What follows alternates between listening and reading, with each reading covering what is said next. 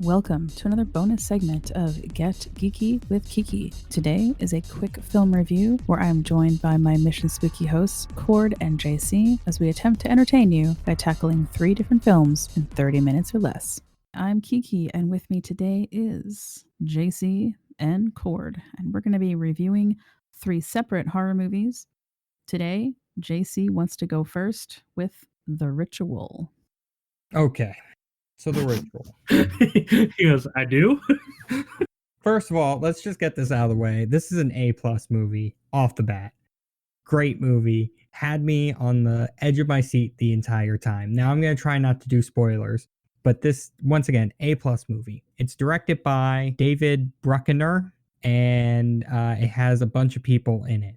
I don't know their names because I'm not as organized as Kiki. I mean, I do have the IMDb page up. I don't remember who these people actually are. So it follows a hiking trip. It's a very good reason to never go hiking, especially in, I think it's Norway or Sweden, or right on the border between some countries. I forget.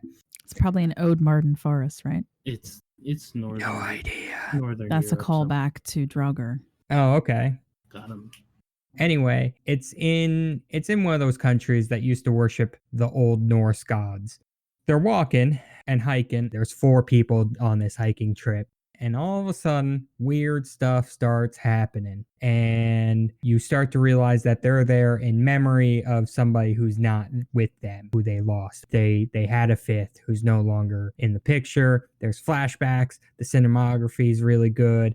The camera work's really good. It's a good, I want to call it a slow burn horror movie because, yeah, no, it's a slow burn horror movie because it is. I mean, I don't need to list the reasons. Yeah, thank you, Cord. Definitely a slow burn.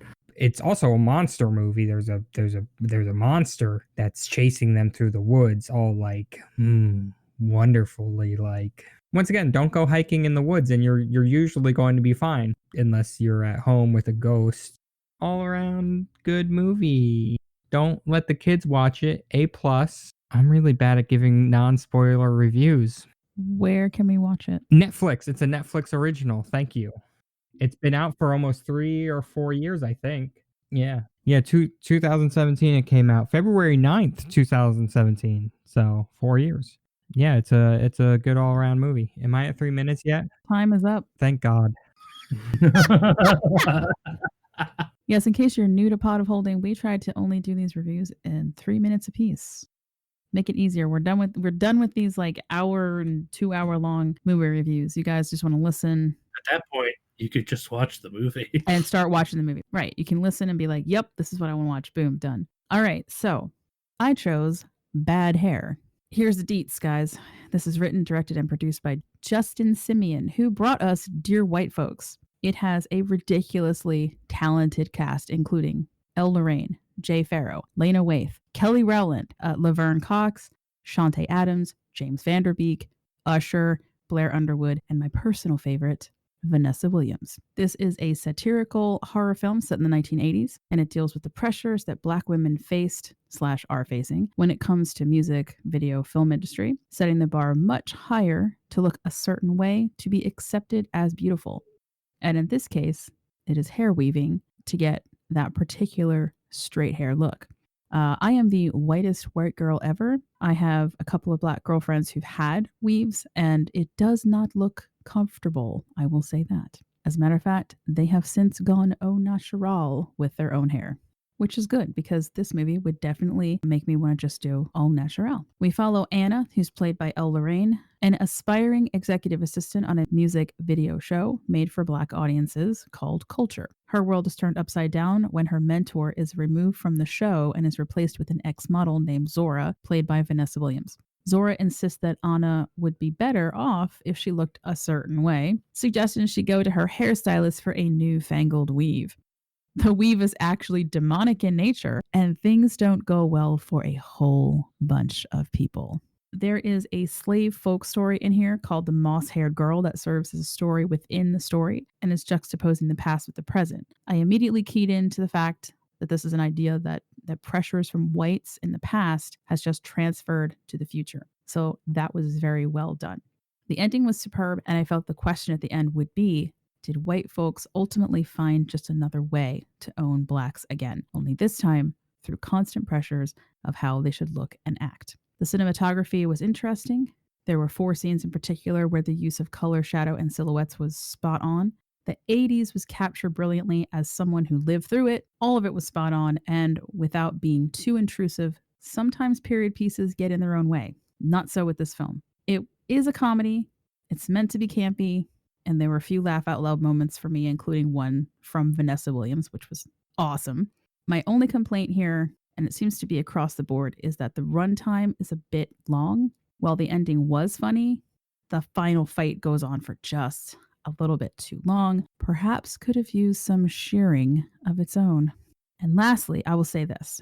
I'm tired of hearing No, about your 3 how minutes is over. That joke ruined it. I'm tired of hearing this old thing about how an all black cast means that only black folks will watch it. Well, fuck that noise. I cannot wait for Bad Hair 2. I'm grading it at a solid B+ only because it really could have been a little bit shorter and a little bit tighter in certain spots. It is currently streaming on Hulu and was a selection for the January 2021 Dread Central Movie A Day Horror Challenge. I will be picking some of those in the future. Come on, Cord. Bring it. I know what you watched. Oh, God. So, okay. Your time starts now. So, the movie that I watched is the 2018 remake of Suspiria. I never watched the first one. I came into this having no idea what this movie was about, just that people said it was real freaky deaky, and that was pretty much it. So, I'm going to start with a couple warnings. This movie is dark, and I mean both figuratively and literally. It makes it seem like everybody that lived in Berlin in the 70s did not turn any of their lights on. So if you have a problem with that, this might not be the movie for you, because most of the first half completely in the dark. We watched it at night, so we didn't have a problem seeing anything. The second warning that I have to give is this is body horror. It's not gore, and it does its job really well once it starts rolling. And my third warning is that this is surreal horror, and if you don't get into surreal horror, it's really bizarre. This is probably one of the most bizarre movies I've watched in general, not just horror movie. It was confusing and uncomfortable, but I guess in a good way, because that was the point, was to make you confused and uncomfortable. Some information. Chloe Moretz is in it, Tilda Swinton's in it, and Angela Winkler's in it, directed by Luca Guadagnino. I'm giving this movie a solid A, maybe A+. There's not much I didn't like about this movie, but I think it's because this is a kind of movie that I personally enjoy. If you're not a fan of surreal horror, you are going to hate everything about this movie. I should also say that it brings up a lot of real world situations. It was set in Berlin in 1970s when the wall was still up.